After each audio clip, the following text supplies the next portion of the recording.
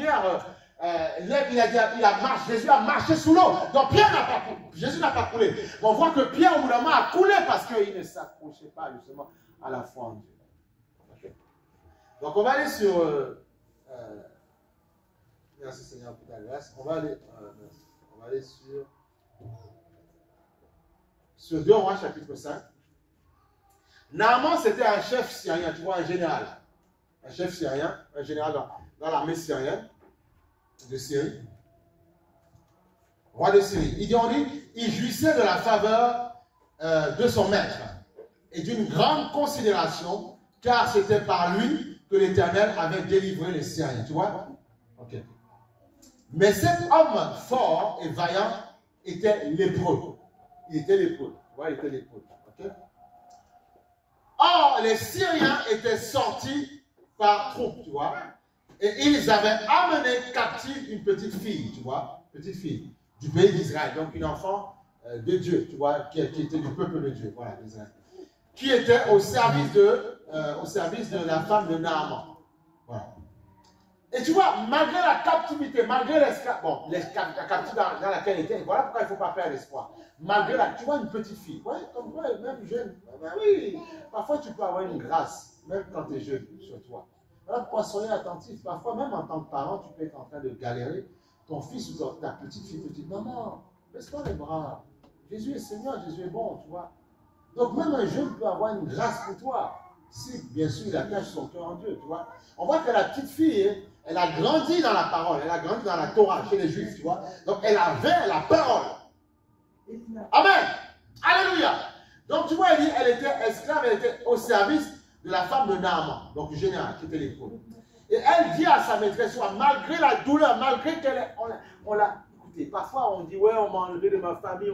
Ça, c'est... Tu vois, on l'a enlevé de sa famille, une jeune. Mais tu as vu comment elle avait... Elle nous démontre la puissance de la foi. Toi, si on t'enlève de tes parents, tu vas te mettre à crier, à jacasser. On l'a enlevée. On l'a mis au service. Elle était une bonne à tout faire dans la maison, une jeune fille. Mais elle avait gardé la foi. Et Dieu a travaillé au travers d'elle. Alléluia. Donc une jeune, une petite. Il paraît que nous sommes jeunes de 7 à 77 ans. Donc même si tu as plus de 100 ans, tu es encore jeune. Voilà. Voilà, okay. Même si mon message est orienté jeunesse, mais voilà, tu es jeune. Et même si tu as plus de 77 ans, tu n'es pas trop dans la vieille, parce que tu n'as que 10 ans de plus de 77 ans. Donc c'est bon. C'est bon, on est tous des jeunes. Alléluia. Amen. Alléluia. Ça vous plaît tout ça? Gloire au Seigneur. Amen. Je suis là pour vous réconforter ce matin. Que Dieu essuie vos larmes. Parce que Dieu est amour. Il dit, mais cet homme fort voyant, tu vois, était lépreux. Or, les Syriens étaient sortis par troupes et ils avaient amené captive une petite fille du pays d'Israël. Voilà. Captive, tu vois, un esclavage. Petite fille d'Israël. Mais ils ne savaient pas que Dieu allait travailler au travers de la petite fille. Voilà pourquoi il ne faut pas négliger la jeunesse. Moi, quand j'ai les jeunes même qui travaillent avec moi, je leur dis, les gars, battez-vous, ne dormez pas. Allez rapidement, ne traînez pas dans la vie. Comme ça, à 50 ans, vous serez très loin, méga loin. Donc tu vois, il dit, oh, si mon Seigneur était auprès du prophète, qui est en Samarie, le prophète le guérirait de sa lèpre. Tu vois, elle sait. Jeune, elle savait, elle connaissait les miracles. Elle savait les miracles de Dieu. Jeune, tu vois. Mais toi, on va te dire, viens à Jésus. Oh, mais attendez, mais quoi, je ne sais pas si tu nous amènes à Lille, tu nous amènes à Marseille, tu nous amènes à Pointe-à-Pitre, tu nous amènes à Fort-de-France pour dire, ouais, yes, maintenant je veux. Alors qu'elle était petite, elle avait Dieu, elle avait la parole. Tu vois, elle avait le réma, tu vois. Elle dit, qui est en Samarie, le prophète le guérira, tu vois, de sa lèpre. Elle savait, elle avait la foi que le prophète pouvait faire. Elle n'était pas lépreuse, mais elle savait que le prophète pouvait guérir. Amen, alléluia, une jeune fille. Une jeune fille. Oh. C'est important de tenir ça, tu vois. La jeune fille du pays d'Israël a parlé de tel ou tel. Enfin, là, voilà.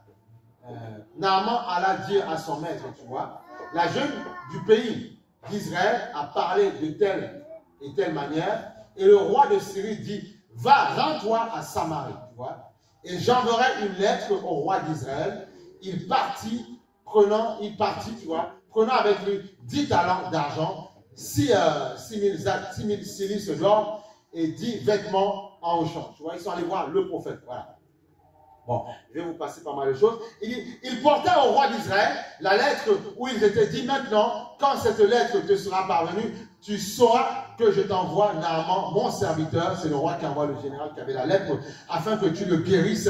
Suivez bien, c'est important. Suivez attentivement, c'est important. Donc, faites comme si à l'école, cours de géographie, cours d'histoire. Suivez bien. Et que tu guériras de sa lettre. Il dit, après avoir lu la lettre, le roi d'Israël déchira ses vêtements et dit, suis-je un Dieu pour faire mourir et pour faire vivre pour faire vivre, qu'il s'adresse à moi afin que je guérisse un homme. Tu vois, je ne peux pas le faire de sa lèpre. Sachez donc et comprenez qu'il cherche une occasion de dispute avec moi. Lorsqu'Élisée, homme de Dieu, tu vois, Élisée, ça c'est important, Élisée apprit que le roi d'Israël avait déchiré ses vêtements, il envoya dire au roi, pourquoi as-tu déchiré tes vêtements? Laisse-le venir à moi, laisse-le, il est l'épaule, laisse-le venir, on va le guérir, tu vois. Et il saura qu'il y a un prophète en Israël. Naaman vint avec ses chevaux et son char. Il s'arrêta à la porte de la maison d'Élisée. Mais tout ça, c'est à cause de la jeune fille. Parce que la jeune fille a dit, il y a un prophète qui peut faire. Mais on sait, tu vois comment ils étaient respectueux. Aujourd'hui, il y a pas mal de personnes rebelles. On savait que la fille a dit, c'est le prophète qui guérit. Mais la fille savait que, ça c'est une révélation. Le prophète, non, le roi, le prophète savait qu'il fallait obéir au roi. Et il savait qu'avant de voir le prophète, c'est le roi qu'on vient voir. Donc ça veut dire quoi? Même si moi je suis pasteur, nous avons un président qui s'appelle le président Emmanuel Macron, je lui dois du respect. Parce que s'il dit, moi je ferme les portes, il n'y a plus d'avion qui atterrisse, tous les pasteurs, ils ne voyageront plus, ils peuvent dire ce qu'ils veulent avec tout l'onction qu'ils veulent, ils ne pourront plus aller prêcher. C'est pour ça que souvent, oui, quand nous on atterrit dans quel que soit le pays, je prie toujours pour les autorités, je bénis toujours. Et tu vas voir certains pasteurs qui vont d'abord, quand ils ont des connexions au niveau de l'État, ils vont voir le pasteur ou bien les responsables pastoraux pour pouvoir bénir les autorités, pour pouvoir avoir la route libre pour bien prêcher l'évangile et qu'on ne vienne pas leur casser les pieds. On doit respecter les autorités. Celui qui respecte l'autorité sera béni. Voilà pourquoi Dieu a dit, honore ton père et ta mère et tu vivras longtemps. Longtemps. Parfois, la rébellion que tu peux avoir contre ton père et ta mère peut t'arracher de la vie. Pas toujours, c'est pas toujours le cas. Voilà pourquoi, honore ton père et ta mère, tu vivras. Alléluia. Donc, c'est important. Donc, on continue la lecture. Voilà, il dit pourquoi. Alors, Naaman vint avec ses chevaux et son char et s'arrêta à la porte de la maison d'Israël, d'Élisée. Élisée lui fit dire par un message, va et lave-toi. Il n'y a même pas, va et lave-toi 7 fois. Ok? Et 7 fois, c'est le chiffre de Dieu, le repos. 7 fois. 7, c'est le chiffre de Dieu, le repos. 3, le chiffre de la résurrection. Okay? Le troisième jour. Et 12, c'est le chiffre du gouvernement de Dieu. Les 12 tribus d'Israël. On sait que la Nouvelle Jérusalem aura 12 pylônes. Donc les 12, c'est le 12 du gouvernement, du fondement de Dieu. Si on veut faire un petit peu on ne fait pas de la numérologie, pas de la numérologie, c'est plutôt satanique, mais on peut faire une étude de chiffres. Vous allez comprendre que Dieu sait aussi parler avec ces choses. Donc il a dit 7 fois, parce qu'il savait que Dieu allait le guérir. Amen. Alléluia. Donc il dit ceci, Élisée lui fit dire par message, va et lave-toi 7 fois dans le Jourdain. Ta chair redeviendra saine et tu seras pur.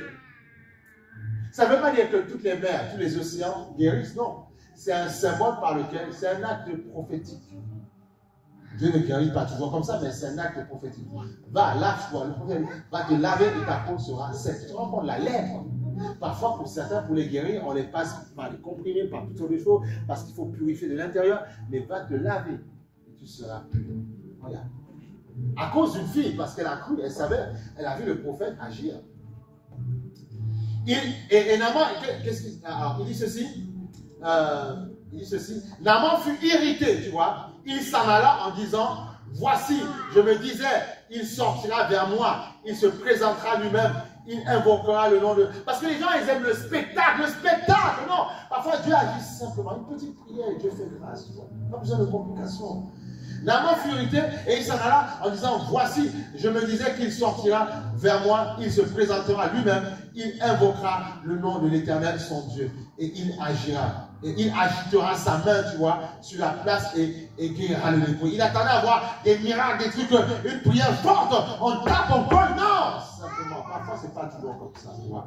Les fleuves de Damas, voilà, bref, je vous en passe sur ça, voilà. Il dit, et plus loin il dit ceci, les eaux d'Israël ne pourrais-je pas m'y laver et devenir pur, tu vois. Et il s'en retournait et partait avec fureur, il était en colère. Parce que le roi ne l'a pas, le prophète ne l'a pas guéri comme lui, il voulait qu'on le guérisse. C'est comme si on prie pour toi sur la tête. Non, pasteur, il faut imposer là. Non, on dit non, on va prier là, parce que c'est là que ça va dire. Non, non, il faut écouter ce que Dieu dit, tu vois. Il faut écouter. Et puis loin, il dit ceci.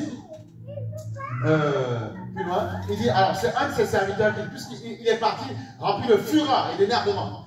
Mais ses serviteurs s'approchèrent pour lui parler et lui dirent, mon père, si le prophète lui demandait quelque chose de difficile, ne l'aurais-tu pas fait? Combien